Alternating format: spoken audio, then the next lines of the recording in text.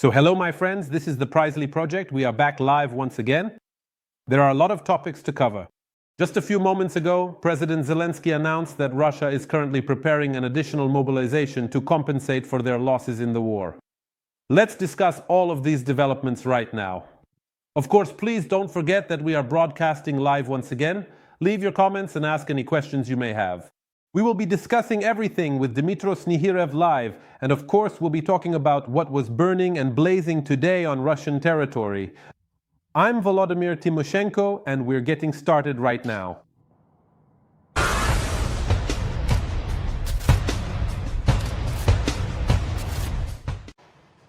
So friends, military analyst Dmytro Snegiryov is already on our broadcast. Dmytro Vasilovich, welcome. Thank you for making the time. Hello, thank you for the invitation. Dmytro Vasilovich, even if I truly wanted to start our conversation today with something else, I simply can't. Because today there were, in my personal opinion, many successful attacks carried out by the armed forces of Ukraine. These strikes occurred both on Russian territory itself and in the temporarily occupied regions of Crimea. There, in fact, in the city of Sevastopol, reports indicate that yet another Russian Federation headquarters was hit, and it was hit very hard. Was it a strike? What exactly happened? In short, let's discuss now what exactly happened in Crimea. Let's start with that, please. According to the Russian-appointed governor of Crimea, the armed forces of Ukraine struck the building of the Black Sea Fleet's Air Force on Gogol Street. After the destruction of the main headquarters of the Black Sea Fleet, the Russian occupying forces have been using this building as their main command center. That is why this operation by Ukraine's defense forces is specifically designed for the purpose of blocking the command center of what remains of the Black Sea Fleet. Furthermore, it is particularly important to note that the local Gauleiter humbly and cautiously described this building as a simple administrative structure. It would seem that quite clearly he decided, so to speak, to deliberately act out the role of someone who was completely unaware of the actual location of the Black Sea Fleet's primary command center. But what is very telling is that the Russian air defense did not work at all. We are talking about the systematic work of the main intelligence directorate of the Ministry of Defense of Ukraine, Special Operations Forces, and Unmanned Systems Forces in the process of neutralizing the Russian air defense system. I would note that until recently, Crimea was considered one of the most layered and well-protected regions by air defense systems. Moreover, these are air defense systems of short, medium, and long range. But as we can see, the strikes on the command centers of the Black Sea Fleet scientifically disprove the claims made by the Russian side. Moreover, it should be noted that the Russians themselves admit the fact that the drones of the main intelligence directorate of the Ministry of Defense of Ukraine feel right at home in the skies over temporarily occupied Crimea.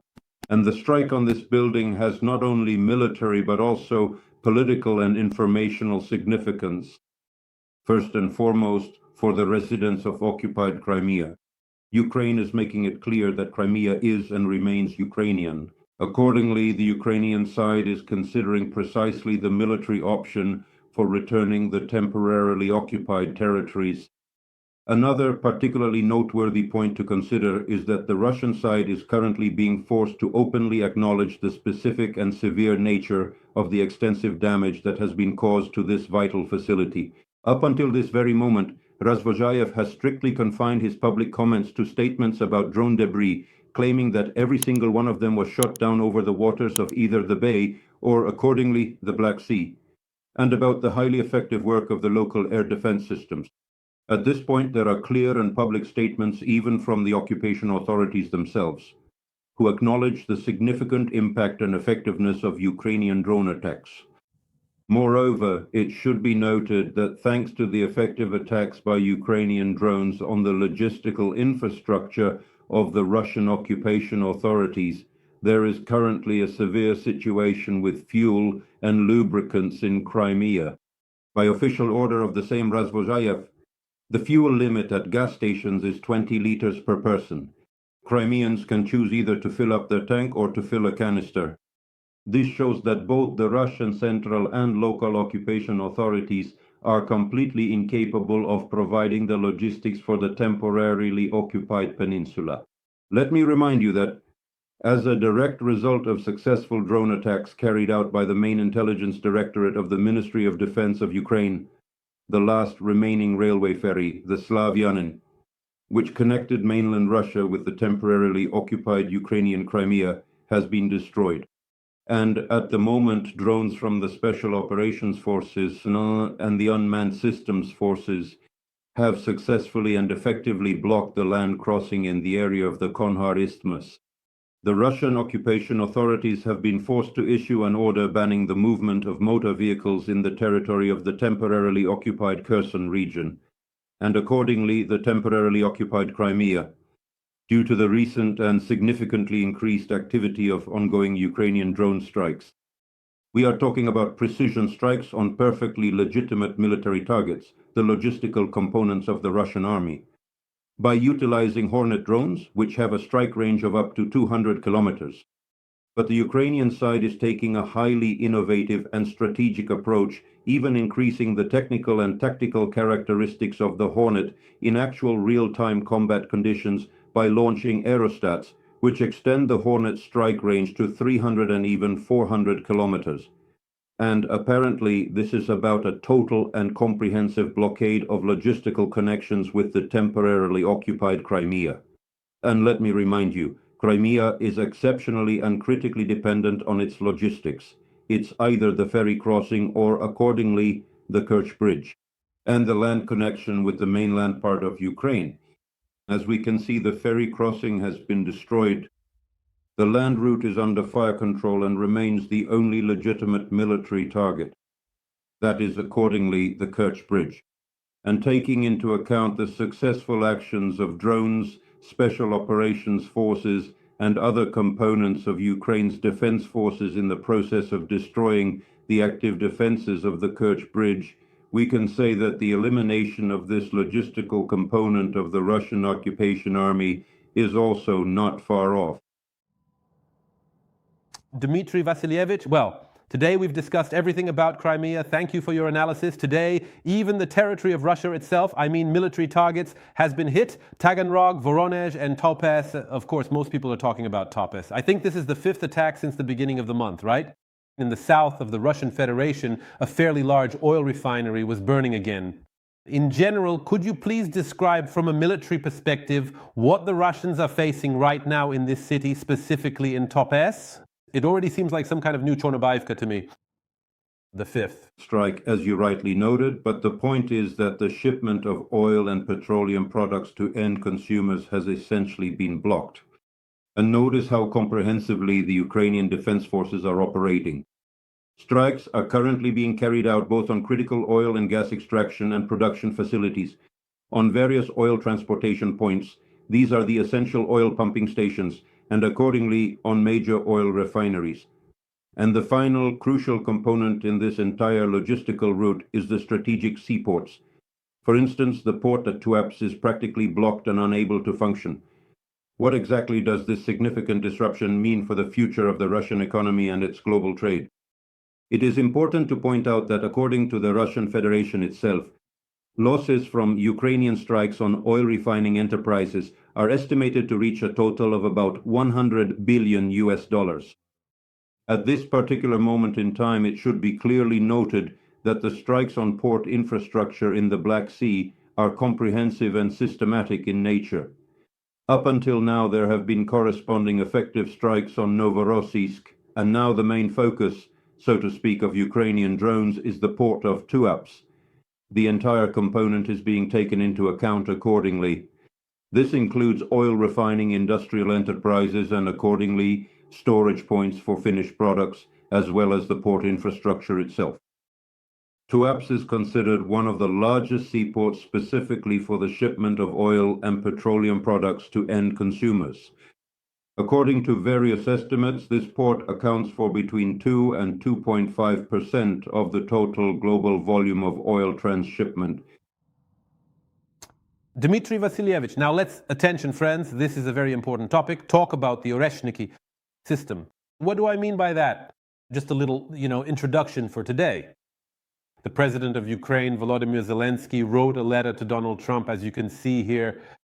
We will talk a bit later about the main point of this letter, Dmytro Vasilyevich, but here is the thing. If we are talking about these Oreshniki, let me take a moment to quote the president of Ukraine. Russia has also launched medium-range ballistic missiles called Oreshnik, as he stated. One struck the Kiev region, specifically Bila Tserkva, and the second, according to reports, fell in the temporarily occupied territory of Donetsk region.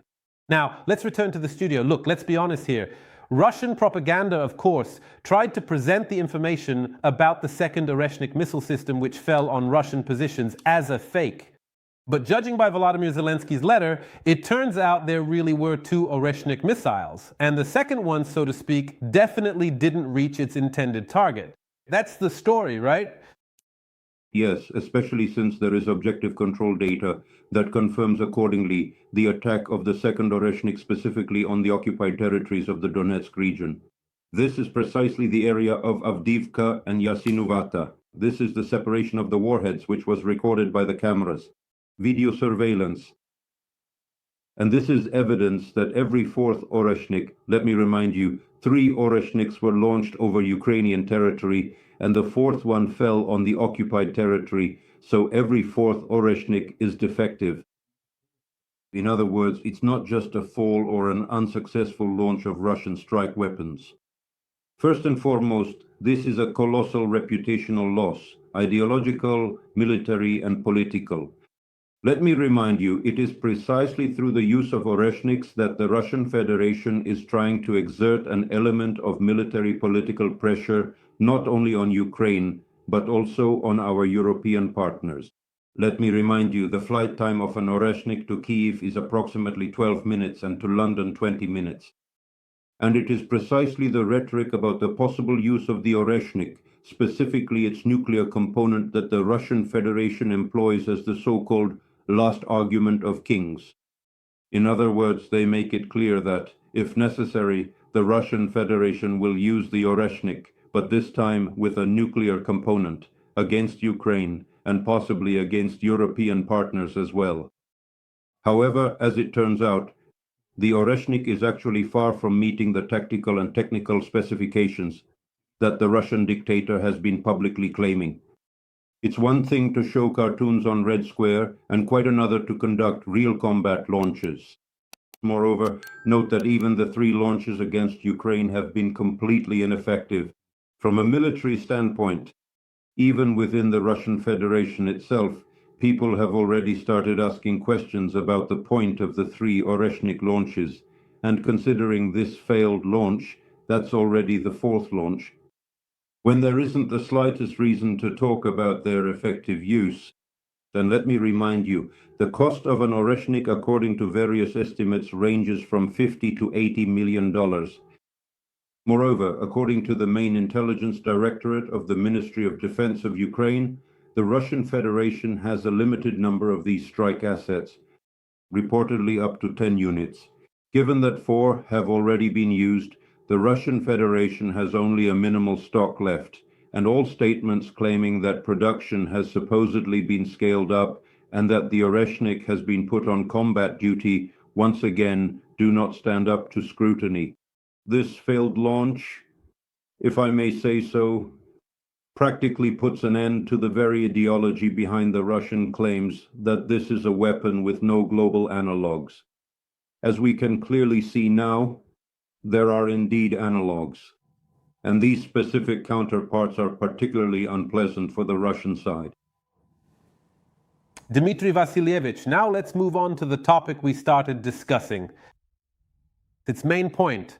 Today, Zelensky has officially dispatched an urgent letter to Donald Trump, and the fundamental core message of this letter is a serious warning about Ukraine's extremely critical shortage of advanced missile defense systems. I will quote the president of our country. When it comes to air defense against missiles, we rely on our friends. When it comes to protection against ballistic missiles, we almost exclusively rely on the United States. We have seen Zelensky write a letter to Trump, and all of this is happening against the backdrop of Russia directly threatening strikes on decision-making centers, as they put it. Is our missile defense situation really that bad? And to put it simply, do we actually have nothing to shoot down ballistic missiles with right now? Or is it not that bad? Your analysis is very important right now. Well, let's start with the current capability of the American defense industry to produce PAC-3 missiles for the Patriot air defense systems. To understand that this is a global problem, this is not just a problem of supplying interceptor missiles for the needs of Ukraine's defense forces. The capabilities of the US defense industry amount to the production of about 500 interceptor missiles. That is a limited quantity. The US budget provides for an increase in the production of interceptor missiles by 1926 to 1927 to a level of 1,200 to 1,500. Accordingly, both modernization and, most importantly, the scaling up of interceptor missile production have been funded. Given Ukraine's increased needs, at this point the United States has granted Poland the opportunity to localize the production of interceptor missiles for surface-to-air missile systems. Let me remind you, until now only Japan had a license to produce PAC-3 interceptor missiles. Furthermore, the Ukrainian side should also give very serious consideration to our Japanese partners, who currently hold a valid license to produce PAC-3 interceptor missiles and begin the necessary and formal negotiations with the Japanese side as well. Why am I emphasizing this?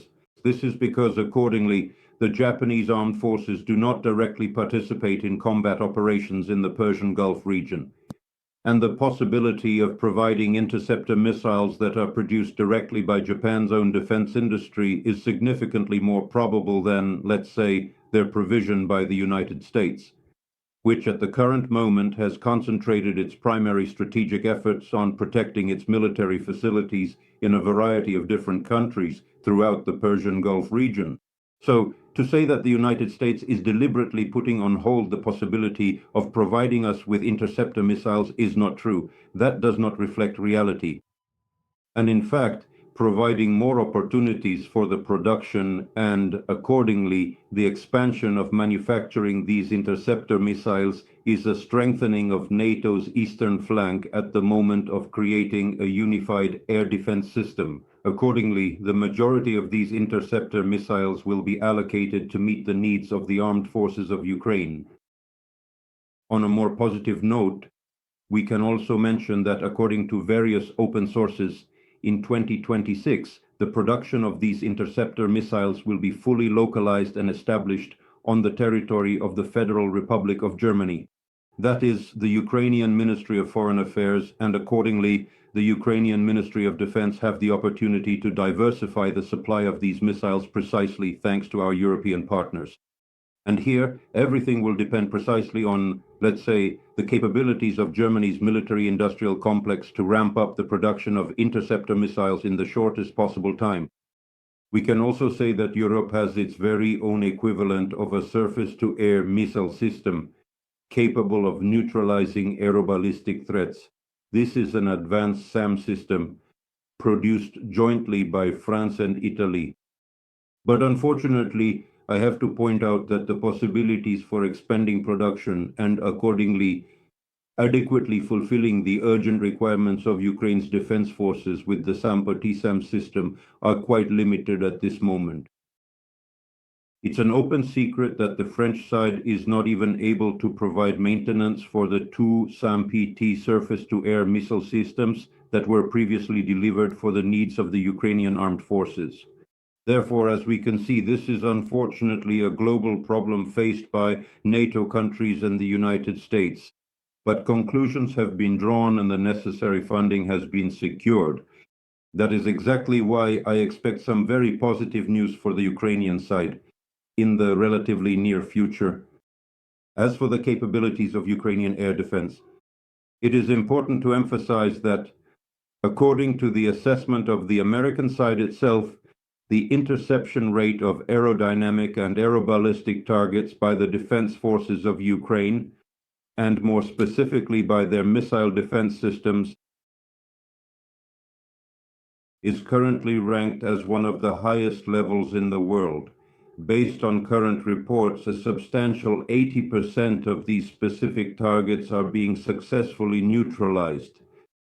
I would like to remind you that absolutely no air defense system in the world today, not even the advanced systems of the United States or Israel, provides a full 100% interception rate against aeroballistic threats at any given moment. Unfortunately, this is a reality that we clearly witnessed during the conflict of the Gulf War. These were strikes by Iranian ballistic missiles on US military facilities. Accordingly, in Jordan, Saudi Arabia, and on the territory of the State of Israel, I would also like to note that even though the most advanced air defense systems are heavily concentrated in that specific region, including the sophisticated American THAAD system, they were not always able to neutralize all the aeroballistic weapons launched by the Iranian military forces. Overall, the capabilities of the Ukrainian air defense system are quite high, but I want to emphasize once again that unfortunately, the Ukrainian side depends on the supply of interceptor missiles from our European and American partners. And it is precisely for this specific reason that the Ukrainian president has publicly stated and emphasized that a comprehensive program is currently being developed to produce Ukrainian-made interceptor missiles in order to fully compensate for the critical shortage and lack of availability of these types of weapons. They are even calling this initiative the most significant and immediate historical prospect for the nation's defense. In other words, Ferrenpoint states that the production of interceptor missiles will be scaled up by the end of this year. And finally, there's a topic that's hard to even call just an aspect. It's an entire layer in itself. Right now, as they say, it's coming from all sides. This concerns a threat of a new one coming from Belarus. Svetlana Tikhanovskaya, the leader of the Belarusian opposition, was recently in Kiev. We remember Zelensky's statement, which makes it clear that Tikhanovskaya is considered the president of Belarus. But nevertheless, we know very well that anything can be expected from Lukashenko. We also fully and clearly understand the reality that it is far better to slightly overestimate the strength of the enemy than to underestimate them. But overall, in summary, as we stand here now at the very end of May 2026, is there a genuine and immediate threat of a full-scale new invasion coming from the territory of Belarus? It doesn't matter whose troops, Belarusian or Russian. What is happening now at the border? At the moment, according to the data from the State Border Guard Service of Ukraine, there has been no recorded redeployment of Russian armed forces operational units with the Confederation on the territory of the Republic of Belarus.